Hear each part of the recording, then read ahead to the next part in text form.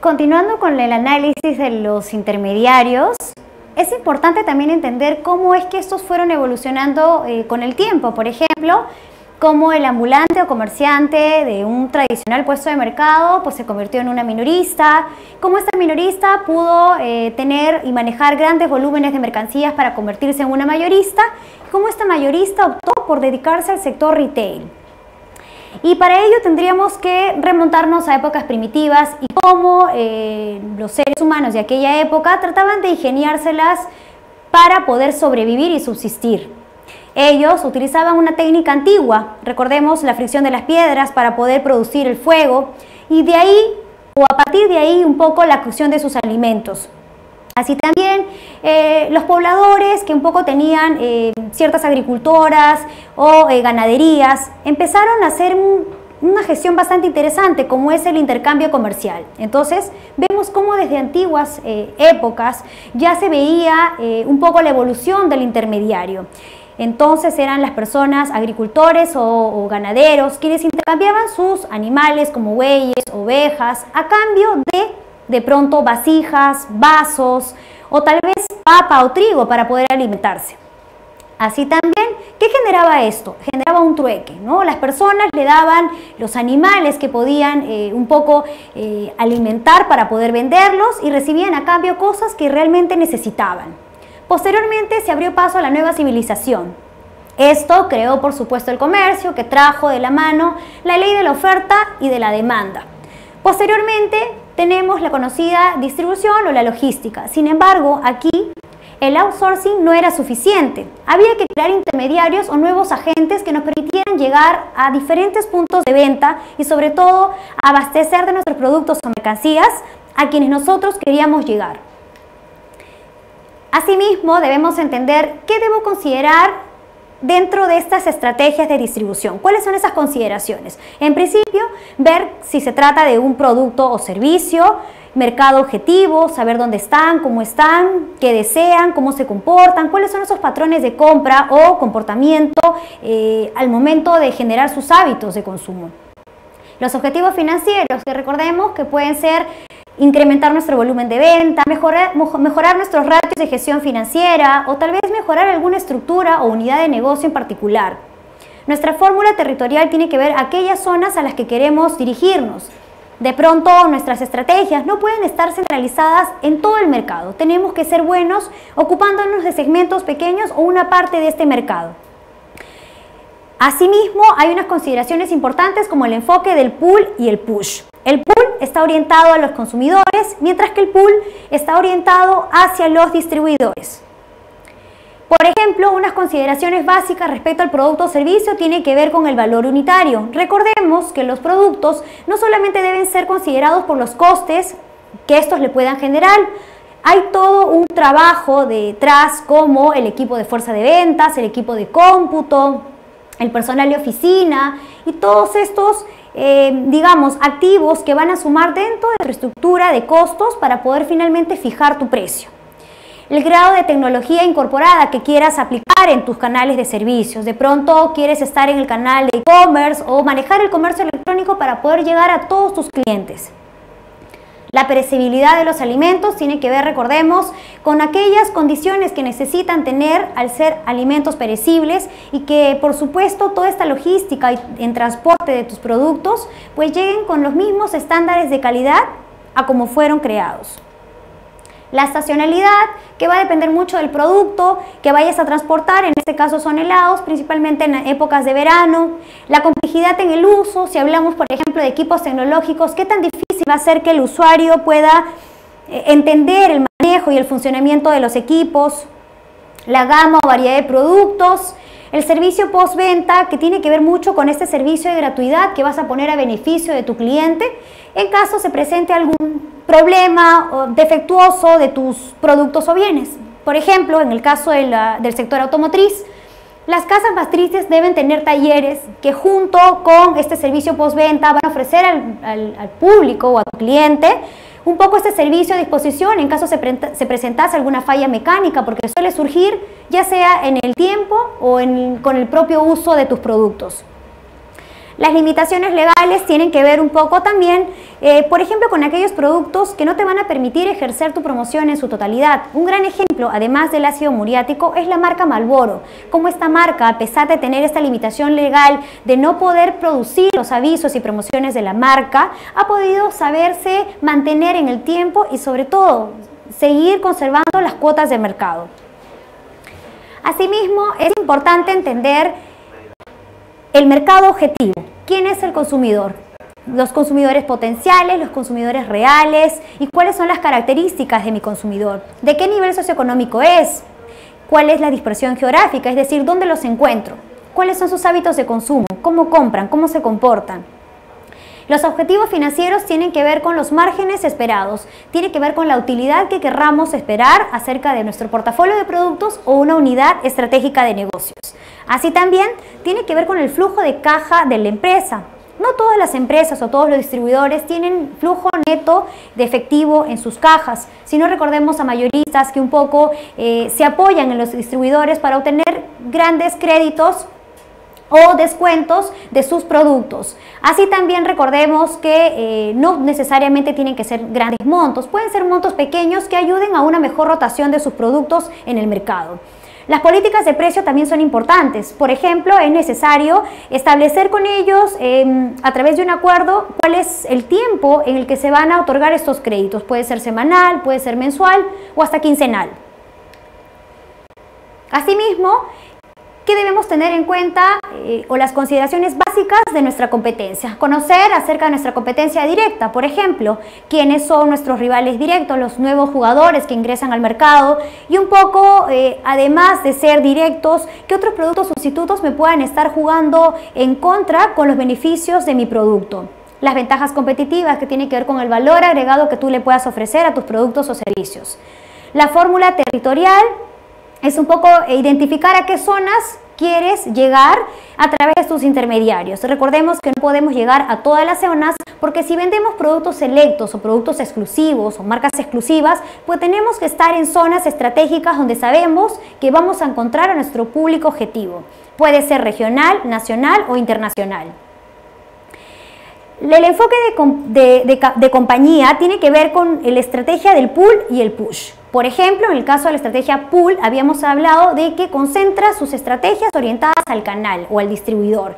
Aquí van a intervenir esfuerzos del equipo de fuerza de venta, la publicidad cooperativa, todos los esfuerzos promocionales.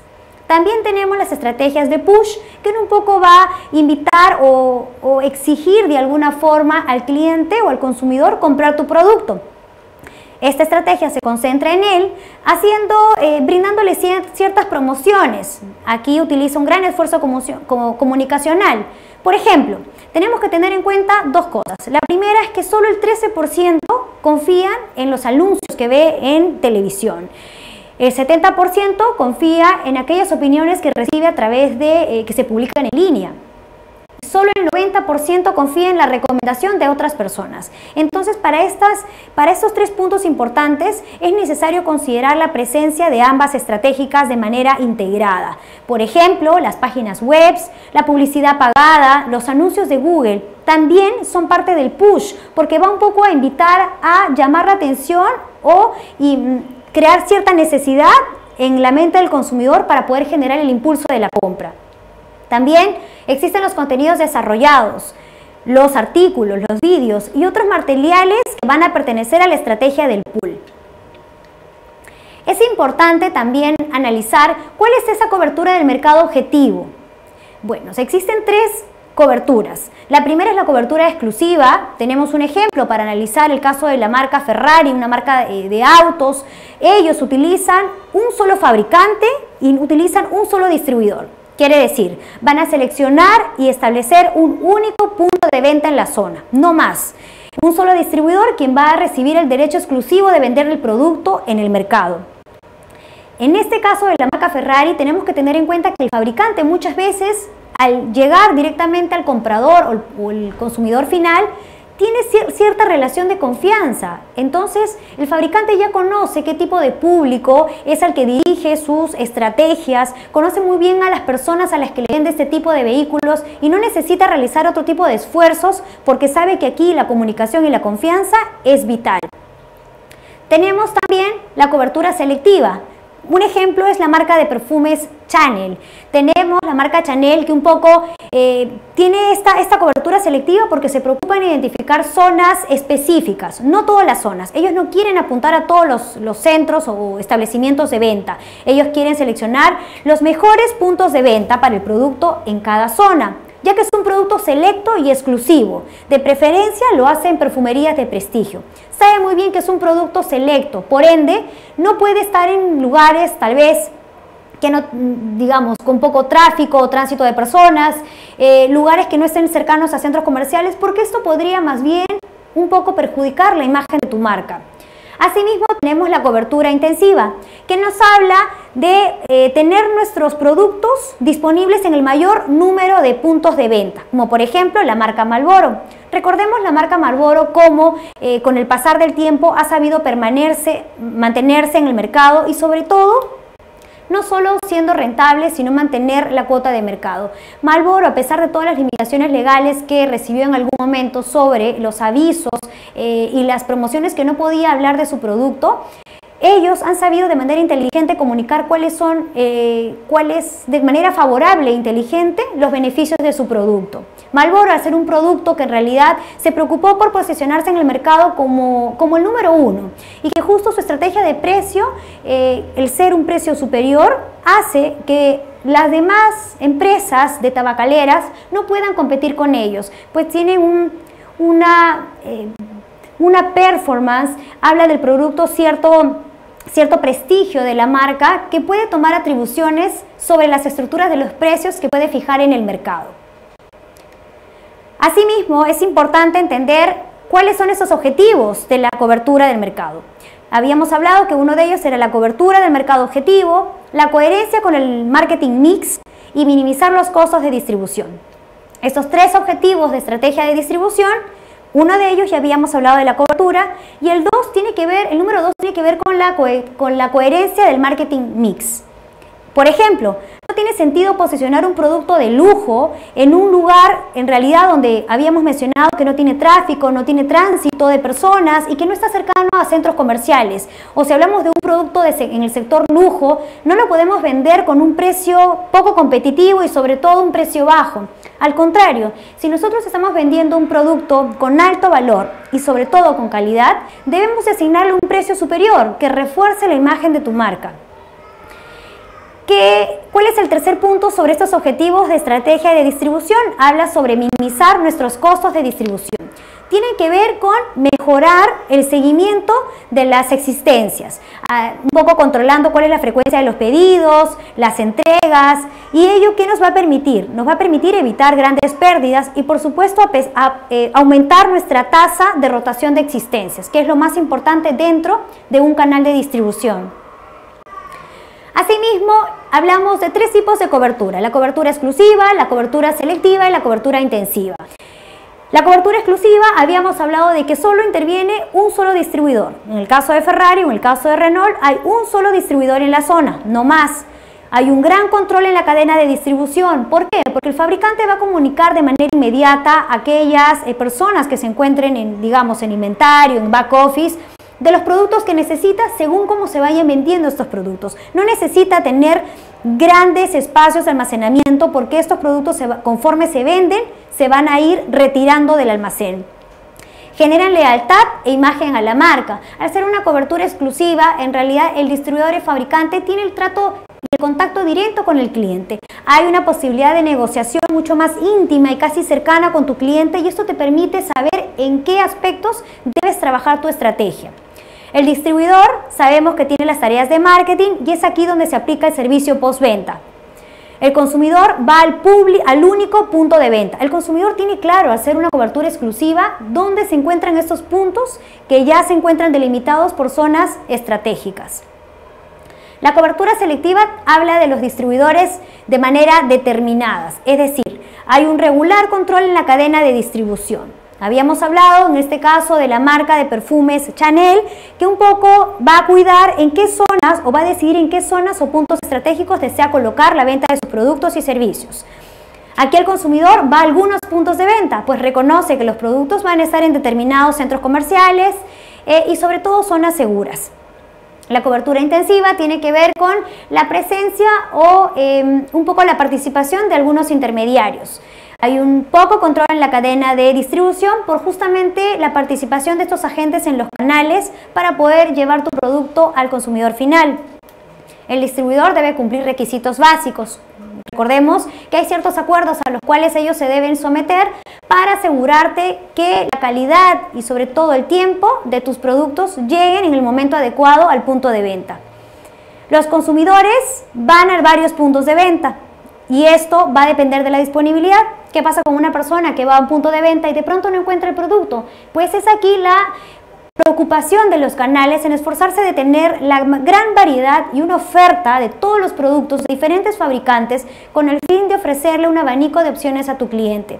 Evidentemente, si no cuentas con todas las existencias o productos en el punto de venta, tu cliente optará por irse con la competencia y lo que muchas veces no queremos es que podamos perder clientes por falta de productos en el punto de venta. Asimismo, cuando hablamos de coherencias con el marketing mix, es importante analizar cuál es la importancia con el producto. Por ejemplo, hablamos de servicios extras como las instalaciones o el servicio de punto de postventa, como lo vienen haciendo no solamente en el sector automotriz, también, por ejemplo, Iraoka, que es una empresa especialista en la venta de electrodomésticos, pues se encargará de tener personal especializado o experto en poder cubrir cualquier problema defectuoso que pudiera surgir de los productos que tú vendes en tu punto de venta. Así también, con respecto al precio, deberemos establecer políticas de precio, como por ejemplo los precios de venta al público y de esta forma hacer que los públicos puedan respetarse hasta por lo menos llegar al último punto de venta al que te estás dirigiendo. Con el tema de la promoción, vamos a hablar sobre la coherencia con el mensaje que quieras transmitir a tu cliente. Que si hablamos de calidad, nuevamente la importancia de que un precio superior pueda reforzar tu imagen de marca. Y la disponibilidad del producto, que tiene que ver un poco con asegurarte de que todos los puntos de ventas cuenten con tus productos en el momento y tiempo adecuado. Asimismo, es importante analizar cuál va a ser el impacto dentro de tus costos de distribución. Recordemos que a mayor número de intermediarios en tu canal, vamos a tener un menor margen de tus productos. Es decir, vamos a tener que considerar márgenes o descuentos al canal. Por ejemplo, habíamos hablado del caso de Nestlé, el chocolate Sublime, cómo el fabricante iba reduciendo sus márgenes de un 60% a un 25% y luego a un 15% dependiendo del número de intermediarios que utilizaba en este canal. Por ello, es importante no asumir supuestos y monitorear de cerca a tus intermediarios. Recordemos que el canal corto no siempre va a implicar menos costo, no porque el fabricante no tenga un sistema de distribución o una logística o sobre todo una logística, va a tener menos gasto. Recordemos que el canal corto muchas veces va a necesitar de fuerza de venta, personal que ayude a impulsar la venta, los empleados de la oficina, los equipos de cómputo y aquellas personas que van a participar, por ejemplo, ingresando los pedidos, los números de órdenes de compra, entre otros. Y es importante identificar cuáles son estos dos canales. En principio, el canal tradicional y el canal retail. Son dos. Dentro del canal tradicional habíamos hablado de las bodegas, la farmacia, los puestos de mercado, ferreterías, entre otros. Son puntos independientes, se les conoce como minoristas y son atendidos por distribuidores. Asimismo, el canal retail son supermercados, tiendas por departamento, pueden ser tiendas de mejoramiento del hogar, tiendas de conveniencia o cadenas de farmacia. Recordemos que aquí, en el canal retail, las compras se van a realizar a través de una central y esta central va a ser quien va a canalizar las compras de todas estas empresas que se encuentran en el mismo rubro con el fin de poder incrementar el volumen de ventas y obtener mejores beneficios. Y las empresas pueden crecer. Recordemos cuáles son esas estrategias de distribución que nos hablan de crecimiento. Puede ser expansión por crecimiento interno. Por ejemplo, si hablamos de penetración de mercado, empresas que venden televisores Por ejemplo, puede ser en España o cualquier otro lugar. Y ofrecemos como promoción regalar una televisión más pequeña o algún artículo más pequeño. Esto es querer penetración de mercado, llegar a más consumidores y por supuesto lograr el posicionamiento líder en el mercado. La expansión por crecimiento externo nos habla, por ejemplo, de desarrollar mercados. Recordemos el ejemplo que tratamos la unidad anterior acerca del diario El Comercio y cómo este desarrolló nuevos mercados, encontrando nichos para ofrecer productos como el diario El Trome o el diario Perú 21 y cómo así fue elaborando estrategias de acuerdo a cada nicho. La diversificación horizontal, un ejemplo podría ser la fusión que realizó la compañía de juguetes Mattel, quien compró a la Fisher-Price para un poco salir a competir contra Lego. En el caso de empresas, pueden también crecer a través de la internacionalización. Un ejemplo sería la cadena de joyerías TUS. Esta familia TUS empezó con una pequeña joyería familiar en los años 1920, pero no fue hasta los años 80 cuando dieron realmente el salto definitivo y actualmente tienen una importante presencia a nivel internacional.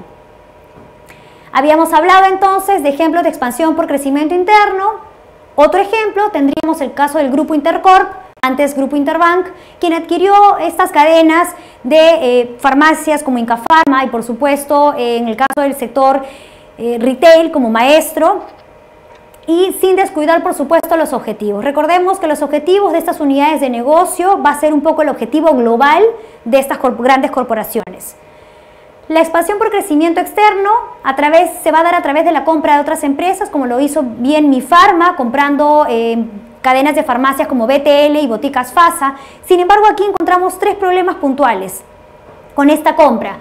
Diferentes imágenes de marca. En realidad, no sabemos si cuando hablamos de BTL nos estamos refiriendo a Mifarma como la empresa líder o la empresa que realmente es la imagen de la marca la que debería sobresalir, o si es las Boticas FASA la empresa a la que deberíamos acudir. Incluso tenemos comerciales que a veces pueden ser hasta similares y que logran confundir al público y no tienen claro hacia qué cadena de farmacias realmente deben acudir. Hay una duplicidad de presencia y esto lo vemos en avisos o anuncios comerciales.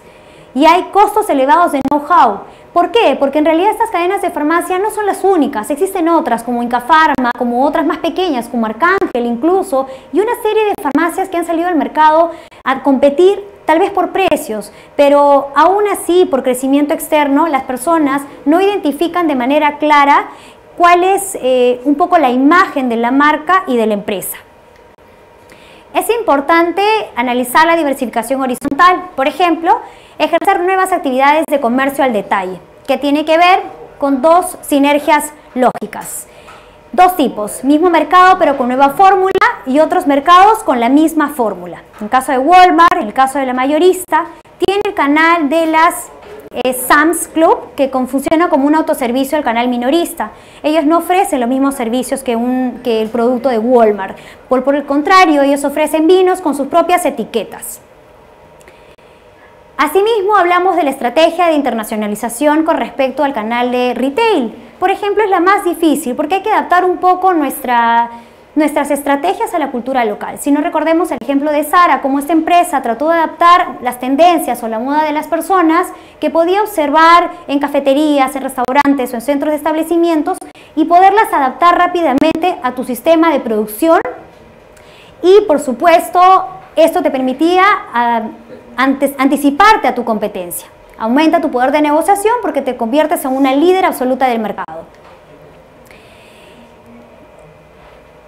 Asimismo, es importante identificar cuáles son estas estrategias y realmente preguntarnos si una empresa puede aplicar más de una estrategia. En realidad, podrías aplicar más de una estrategia teniendo en cuenta cuál es el entorno competitivo de las industrias y un poco cuál es tu cliente objetivo, cuál es el perfil y si realmente vale la pena contratar el número de intermediarios para poder llegar a todos los puntos de venta. Si realmente es un producto selectivo, es un producto exclusivo, entonces no valdrá la pena la inversión de un gran número de intermediarios en tu canal para poder hacer llegar tus productos hacia un consumidor final.